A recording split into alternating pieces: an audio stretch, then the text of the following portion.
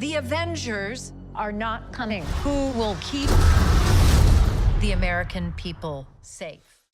Welcome back, everyone. It's Charlie. I had a chance to see the Thunderbolts movie, so this will be my review video. There's a bunch of stuff to talk about, so if you're brand new to the channel, be sure to subscribe to get all the videos, and do go see the movie as quickly as possible. What I'll do is later this week, once the movie actually comes out everywhere, I'll do my full post-credit scene video and my full Easter eggs breakdown videos. There's a lot of stuff going on, because this is notable for a lot of different reasons, one of them being that this is one of the last movies that Marvel is releasing before Avengers Doomsday, which is meant to basically cap off their entire saga of the multiverses happening right now with Secret Wars.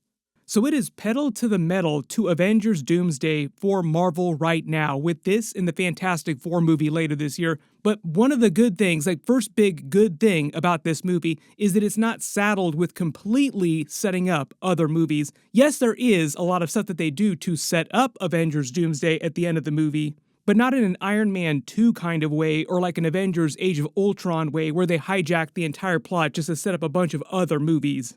Do not kid yourself, though. This is a Marvel movie. It is a bit of a return to form in terms of classic post-credit scenes styles, so be sure to stay after the credits, because it is important. Ever since Avengers Endgame, Marvel is now finally, at the very end, it took them this long to finally find a better balance of setting up other movies like connective tissue to other movies, but also letting movies be their own thing, be their own story. And as you probably saw in a lot of the trailers, this movie is mostly harping on original Avengers movie moments. Like, the whole trailer is meant to be an inversion of moments from the original Avengers trailer. Captain America understood all those references in the Thunderbolts trailer.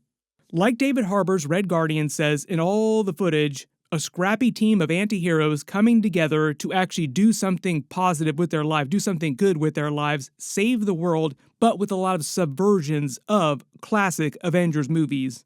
So even though they don't go full Deadpool with the way that they harp on a lot of classic tropes, like Deadpool calls out tropes specifically, breaks the fourth wall all the time calling out tropes. This movie is way more subtle about it. There are a lot of very dark moments. It's not like Deadpool where jokes are packed in wall to wall. In the void, you're either food for Goliath. But one of the big differences between this and, say, like a classic Avengers movie is that the more traditional Avengers movies, Infinity Saga, big team-up movies, initially focus more on the big spectacle of it all. Look at all these amazing heroes coming together, the most powerful heroes in the MCU, all trying to band together to stop some big threat. Usually ending in some giant big battle. And they never really had time for the really good character work, like them sitting around the table trying to lift Thor's hammer. That was probably one of the best moments from Avengers Age of Ultron. Really could use a lot more of that energy of them just being family together, just the little moments in those big Avengers movies. So a lot of the time during Marvel Phase 1, Phase 2, Phase 3, even up to Phase 4 and Phase 5, a lot of the big team-up movies would just leave the character work for the solo movies that each of the characters would get. Although Marvel Phase 4, Marvel Phase 5 were a little bit different in that it was kind of all over the map in terms of who got sequels and who only got one movie. Thunderbolts isn't as much about them saving the world, even though there are world-ending stakes because of what happens with the Sentry, Void, and what Val is doing, but the movie is more about saving yourself, a more personal kind of Avengers movie formula that dives way deeper into each of the characters and how they come together as a team to help each other just as much as they're helping to save the world. The movie explores questions like, what does grief look like? What does trauma look like? What does abandonment do to you? What does it feel like to lose your purpose for existing? Which is why in all my trailer videos that I've done for this, I've been referring to the movie as more like the mental health Avengers. Imagine Avengers Infinity War if Thor, instead of going for the head, actually tried to help Thanos. Hey man, how you doing? Why you doing all this? Do you really need to snap half of the universe? Kinda looks like you've been going through it. Maybe we should just talk this through for a little while and give him some therapy. In fact, earlier in the Thunderbolts movie, before things really heat up, you could actually make that same joke that dudes will do anything except go to therapy. They will literally turn into a completely different personality and threaten to destroy the world instead of going to therapy. And because there were so many questions going into this movie about how this group of characters, who aren't particularly the most powerful characters you could actually put on a team together, have any chance of stopping Sentry or the Void, who are probably two of the most powerful characters Marvel's ever introduced into the MCU. How are these group of characters going to actually deal with that? This is where we bring it back around to the whole subversion of traditional Avengers movie tropes. Like, what if the Avengers had just tried to talk it out with Thanos and tried to get him some therapy? Should have gone for the head.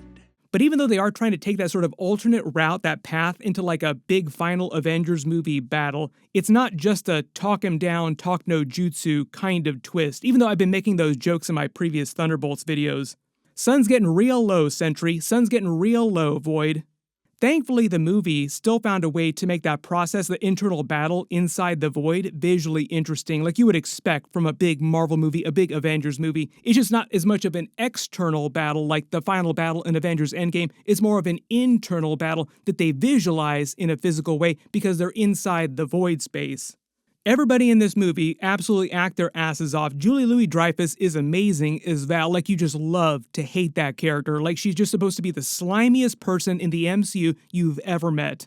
Of course, Sebastian Stan, amazing as Bucky Barnes. The movie really does feel kind of like Florence Pugh's movie, though, even though they've been spending so much time focusing on Robert Reynolds' Sentry character. I believe early on in the development of the movie, it actually started life as like a Black Widow sequel and then sort of morphed into a larger Thunderbolts ensemble kind of movie. David Harbour's Red Guardian, as you would expect, is the character they rely on for most of the comedic relief. Like, if you remember him in the Black Widow movie, there's a lot of that energy going on in this film. Like, they use a lot of that comedy in all the trailers. Was definitely fun seeing Ghost come back. John Walker, glad that they finally started to do something with that character. Most of these people will be back in Avengers Doomsday, so after the movie comes out, we will talk about where they're headed next, like what's happening with the characters, because generally they are meant to form a special team of their own at the end of the film. We can't really talk too much about that without getting into spoilers, so I will wait till later this week after the movie actually comes out everywhere. If you didn't see him during Top Gun Maverick, Lewis Pullman was actually pretty solid as Robert Reynolds, the Sentry, and the Void character. Most of you probably knew about his mental instability in the comics, so a lot of people were just expecting that kind of performance from him in the actual movie itself. The way that he actually pulls that off is actually pretty convincing in a little more real world. One of the things that all the characters share is that they are having a lot of mental issues that they're dealing with, and they all have to band together to save each other just as much as they're trying to save the world. The stakes are a little bit higher, though, for the Sentry character just because he is so powerful and the Void is so powerful. Stronger than all of the Avengers rolled into one. Lewis Pullman did say that he identified with the character uniquely because he'd grown up with a lot of issues like that, like a lot of feelings of inadequacy, just because his father is Bill Pullman, and if most of you didn't realize, Wyatt Russell's father is Kurt Russell. They actually starred in the Godzilla series together, not on screen together, they played the same character across different eras, but it's just kind of funny because both of them are in the Marvel universe now too. But I think what sets this movie apart from, say, something like Captain America Brave New World, another big Marvel movie that just came out, is that it felt like Marvel knew much better what it wanted Thunderbolts to be. Like, it didn't go through 1,000 different reshoots, 1,000 different edits. Like, there aren't like 20 different versions of this movie. You can always tell when there's a Marvel movie out there that's been cut to ribbons in the editing bay, like, oh, very clearly they tried to change the entire plot of this movie while they were working on it. Based on the way the Thunderbolts director talks about it, when they started working on it, they just had a much better idea of where they wanted to take the movie and what they were doing with all these characters. That being said, if you are not a fan of Red Guardian's brand of humor, there is a lot of it in the movie, so that might grate on you just a little bit. One of the easiest criticisms I had of the movie is the reason why they're using the Thunderbolts name in it and how they come to use the Thunderbolts name. If you are a fan at all of the Thunderbolts in the comics, this movie makes dramatic changes to that whole concept, that whole team. Now, if you don't care about the Thunderbolts, or like you've never read the Thunderbolts comics, or you have no idea that the Thunderbolts was a team in the comics, you probably will not care quite as much. But in the way that all the Marvel movies tend to change some things from the comics in dramatic ways, like some things a little bit, some things a lot, this movie does change that a lot. But for the most part, the movie did feel like a return to form for Marvel. Now all they gotta do is just continue making good movies and we'll really be cooking. Like, then we'll be excited for Avengers Doomsday and Secret Wars. That is like a whole other conversation. Like, you really, really want everybody to be hyped about Marvel in general, like the brand to be at a high point heading into an Avengers phase like Doomsday and Secret Wars. So this is a really important year for Marvel just in general. So they really do have to knock it out of the park with Thunderbolts and Fantastic Four.